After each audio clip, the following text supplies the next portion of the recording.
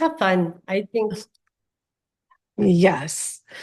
So, hello, everybody. This is not the live WonderMama Coffee Chat because my guest today has somebody that she needs to care for very, very lovingly on our normal live time.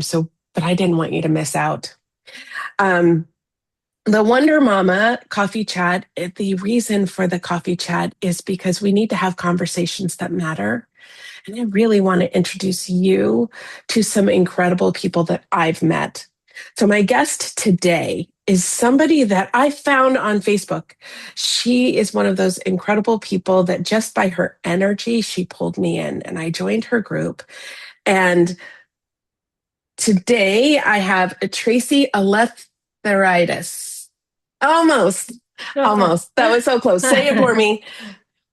Uh, say your last name for me, Tracy. Say it Okay. for My name you. is Tracy Eleftheriadis. Very honest. Yeah, It's so good job. beautiful. And it just, I don't Mm, know why. mm. Anyway, she is an energy and empowerment coach, a nervous system mentor, and the founder of SerendipityTrekker. She works with entrepreneurs, coaches, leaders, and parents who may look successful on the outside, but feel overwhelmed, stressed, or disconnected on the inside. That's where our work really aligns. Tracy uses nervous system regulation, tapping, and Mhm. body based practices, identity coaching, and clear goal setting to help people build success and stability without burning out. Tracy believes that when the nervous system feels safe, real change becomes possible. She helps people calm their bodies, respond instead of react, and create more ease at home and in everyday life. Through her coaching, workshops, and community spaces, Tracy supports individuals and families in finding calm from the inside out, improving communication, boundaries, patience, and presence so that life feels more balanced, confident, and emotionally steady. So I am so excited to have Tracy here today. And I'm also really grateful that she has agreed to come with us in this busy week where she's trying to squeeze everything in. And so while the coffee chat is going to look different, Tracy, I'm so happy to have you here. Yeah, thank you, Leon. Mm. I am super excited to be with all of you parents, and actually, you're just leaders on a different level than I work with typically, but a lot of my clients also are parents as well. Yes. Okay. So, Tracy, normally, actually, when I first met you, I joined your community and you have a weekly tapping practice that you do. Do you still do that on Tuesdays? I I haven't have been there in a little bit. I do it's a mindset and tapping talk that I do on the second Tuesday of every month. Mm. I theme it so people can check it out and see if it's really in alignment with them. I also have a YouTube channel that I'm moving tappings over into so people can access it at any time. I actually, for me, when I started tapping, that's how I found it. I found it on YouTube because my nervous system was actually very dysregulated and I was having chronic pain, neither of which I experience now because I do a bunch of different practices and I've worked on my health, my mental health, and my physical health. And I'm just really excited to share some of those ideas with everybody here. Oh, thank you. You and I, we have a lot of crossover in the work that we do, but we approach the end goal in very different ways. And that's why I just love the space with you. But before we go too far, what drew you? I mean, you just shared a little bit. You had to pay attention to your own nervous system and body based work. But what have you noticed that wasn't being addressed kind of in more traditional approaches? And, why is this important for especially my community? Well, on Facebook, we're talking to a lot of people, but um, Well, If Yeah. by traditional approaches you mean like Western medicine, I think the biggest piece that they miss is just the basics, like asking their patients, their clients, or whatever they categorize them as, uh, just things about like, how are you sleeping? How much water are you drinking? What else are you putting into your body? It's like eating, sleeping, drinking, exercising, and having fun because so many people don't know how to have fun. Like they don't Mm. have these conscious conversations with other people like I get to a lot during the day. And I think this, it's part of this expansiveness that we get to do together. And I think that's fun. Yes. I actually really love that you just said that because um, I don't think I recognize it until I don't have it. These really Mhm. great, expansive conversations that I get to have. Of course, we get to have them with our clients, but we also get to have them with other wonderful thought leaders and coaches. Mhm. A lot of the people in our community, well, we all work really hard to look successful from the outside, but many, many people are really stretched from the inside and feeling pretty reactive and struggle with just balancing all of that and finding that sort of steadiness. And from your perspective, what are the clearest signs that someone is functioning but's not actually steady? The clear signs are a lot of times the feelings that we have that something's off. And the reason why I'm saying that is because there are always these clues that, like, when we look back, when we reflect, when we take a moment just to really reflect and see where we are, and that 2020 vision sometimes works in reverse a lot better.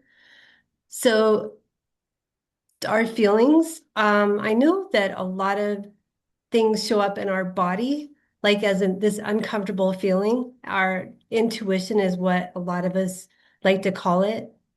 And just being able to really tap into like how we feel about something, or just pausing and saying, how do I feel about being in this place or in this situation? And then accepting that. And just like with the tapping, where we talk a lot about negative emotions, negative feelings, and saying, even though I feel nervous about being in this situation, I deeply love and accept myself. And that's a big basis of it because nobody teaches us that. They don't teach us how to recognize our feelings, good or Mm, bad. And they don't teach us how to just really love ourselves, even though we feel like that, because we're supposed to show up as like these shiny, like objects, no matter what. And it's just not the case. So our body just really, it shows us the exact way that we need to be in alignment for ourselves. mm. You know, so many people really struggle with, and I know you know this, really struggle with even understanding that they can notice that in their Mhm. body, you know, noticing that your body is saying no to something or that the stress feeling actually starts there or the dysregulated feeling actually starts inside your body. In my work, with parents, I talk a lot about steadiness as a foundation for leadership because we're all leaders Mhm. of our Yeah. families and our little world. Especially inside the home, steadiness is really, really gold. I want to say it's necessary, but for some people that can be triggering because they don't feel that yet, but they don't know that they can actually have it. I approach it through behavior and tone Mhm. and how we show up in moments. Um, so you come at this through the nervous system, and I'd love to bring those two lenses Mm. together. Yeah. So, from your perspective, from your nervous system perspective, why does calm, patience, and consistency fall apart when the body isn't regulated, even when someone truly wants to do better? Well, we're just trying to find a place where we can feel safe. Mm, And so even if we have everything set up, we have all of the lunch is made, all of the clothes laid out for in the morning, because mornings can be very hustly and bustly. If if one straw, like that one straw that breaks the camel's back, if that extra straw falls, it's this process of just being able to allow that to be the way it is. And I just feel like a lot of times we aren't prepared for like the what ifs, and Mm. just allowing that to be a learning experience or a teachable moment for our kids, if that makes sense. So much because our kids are, they learn everything from us. And I, for me, I, part of me believes that we actually learned most of our responses from what we were shown. And so this is a really good opportunity, and from my view, to change that. And I often say you really can't lead from a braced body. And so in those moments, like the straw, when you recognize, when you get to the point where you can recognize that I am now dysregulated and I can step into myself, I really want to, you know, with the work I do and the work that you do, really Mhm. want to help people let that show up in their families and let that show up in how the work that parents do is understanding that regulating things. So when the nervous system stress shows up in parenting, it's not always obvious. So what are some subtle ways that we can notice that it's showing up and see it play out in tone or boundaries or decision making like that? Noticing our breath is the first go-to. I really Mm. believe that is, and that's the easiest actually to regulate. Like just think about like I don't get road ragey very often, but I do, just like all of us, like I'm human. But just tapping into that feeling of just being cut off and being able to then take our right hand and place it over our belly button, even if we're still moving in the car, we can still take a deep breath into our belly and start to regulate our nervous system.